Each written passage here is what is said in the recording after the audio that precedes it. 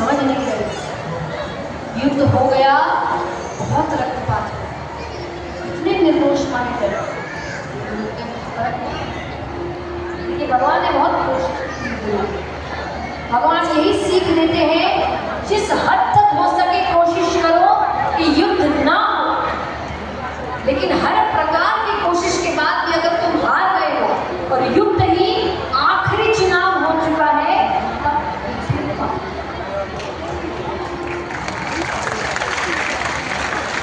भगवान ने कोई पहली बार में नहीं पांडवों से कहा था कि तुम युद्ध करो, बहुत कोशिश की। अरे जिनका पूरे राज्य पे हक है, उनके लिए भगवान ने कह दिया 5 गांव दे दो, बिना पांडवों से पूछे, क्योंकि उनको विश्वास था कि पांडव इसके लिए भी राजी हो जाएंगे। वो खुद चाहते हैं कि युद्ध ना हो। और जब सामने वाला पूर्ण रूप से गलत करने पर तुला हुआ है, अन्याय करने पर तुला हुआ है, तो हमारे शास्त्र कहते हैं जब आखिर में कुछ नहीं बच रहा तो करना पड़ेगा। किसी ने एक थप्पड़ मारा तो जिम्मेदार आगे नहीं करना है, पहले उसको मना करना है कि हाथ नहीं लगाना, नहीं मारा। अच्छे बनने का मतलब मूर्ख बनना नहीं। कई बार लोग कहते हैं हम अच्छे हैं, लोग हमारा फायदा उठा लेते हैं। नहीं, आप मूर्ख हैं। अच्छे का मतलब होता है जिसको पता है कब चुप रहना है और कब बोलना है। राम जी अच्छे थे, है कि नहीं? सबसे ज्यादा मर्यादा में रहे राम जी, बहुत अच्छे। तुम कितना भी गलत करो, अपनी अच्छाई नहीं छोड़ूंगा, लेकिन फिर भी जब उनकी पत्नी का हरण हुआ तो ये तो नहीं कहा ठीक है अब मैं तो लड़ाई तो नहीं करूंगा, मैं तो अच्छा हूँ, ले गए तो ले गए। युद्ध किया, रावण वध किया। अच्छे का मतलब ये नहीं कि कुछ बोलेंगे नहीं, आइए मार के चले जाइए। गलत करोगे तो सही। आपके साथ एक बार गलत हुआ, आपकी गलती नहीं है। आपके साथ दूसरी तीसरी बार सेम चीज गलती हो रही है, अब आपकी गलती है। अब आप कह रहे हैं कि हाँ आओ भाई मुझे मूर्ख बना के चले जाओ, और फिर हम ठप्पा लगा देंगे अच्छाई ऐसी होती है, अच्छाई ऐसी नहीं। अच्छा वो होता है जो समझदार है। तो यहाँ पर युद्ध होता है, अंत में पांडव जीत गए, कौरव हार। धर्म की जीत हुई, अधर्म की हार। भगवान अपनी लीलाएं पूर्ण रूप से खत्म कर दिया। उनको भी समझ आ रहा है कि अब जाने का समय हो रहा है। भगवान के पुत्र पौत्र बेचारे बहुत थे। भगवान जाने से पहले गांधारी माता से मिलते हैं। गांधारी माता कौन हुई?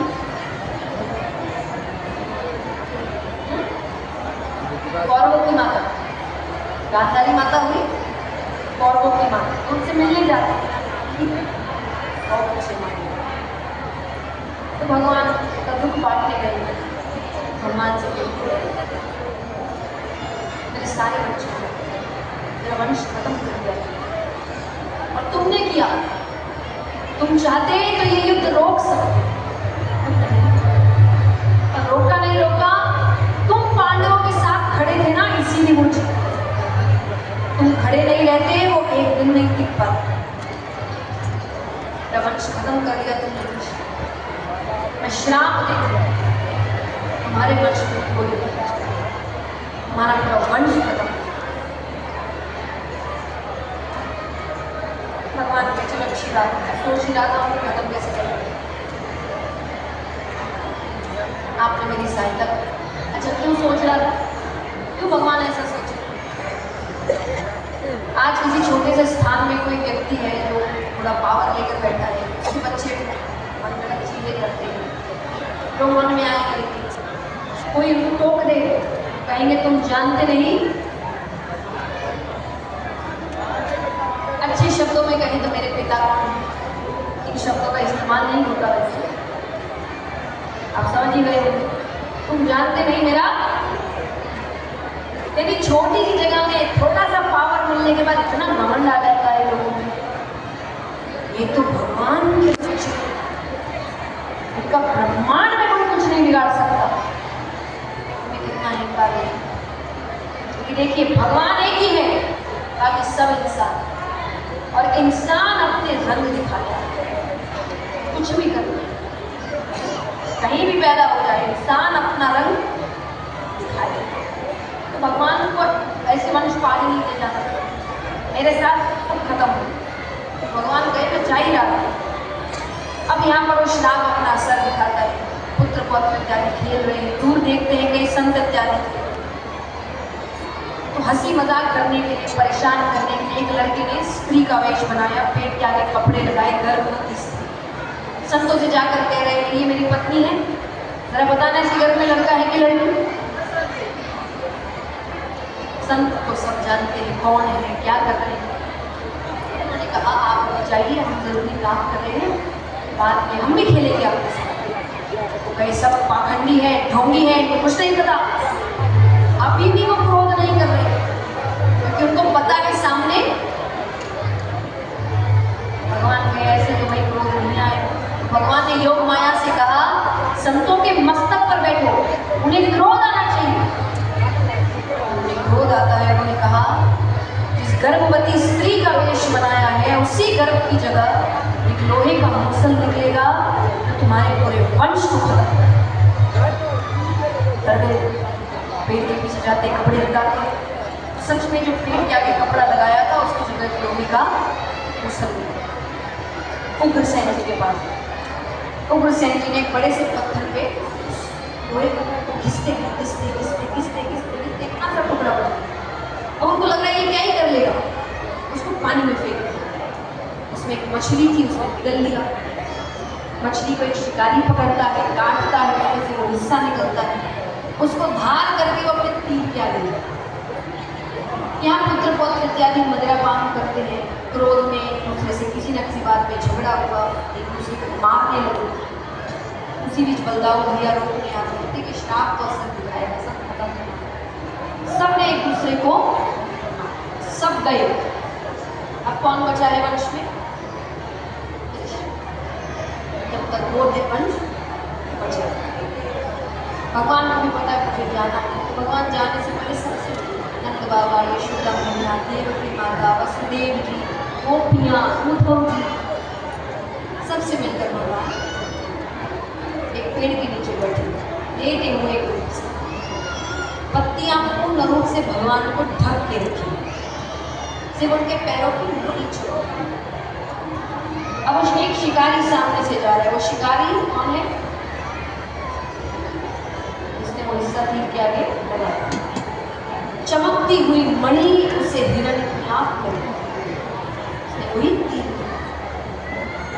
निशाना लगाता तीर भगवान के पैरों में लीला। जन्म दिखाया है तो मृत्यु भी दिखानी पड़ती। भगवान को तीर लगता है, भगवान उठते हैं, सभी देवी देवता भगवान को लेने आते हैं। भगवान को देखते ही तो शिकारी होने लगते हैं कि प्रभु मैंने आपको मारा। भगवान के नहीं, मैंने करवाया। क्यों करवाया? वो कहे राम अवतार में मैंने तुम पे पीछे से वार किया। कौन? बाली। तुम बड़े क्रोधित, पीछे से क्यों, सामने से वार करना।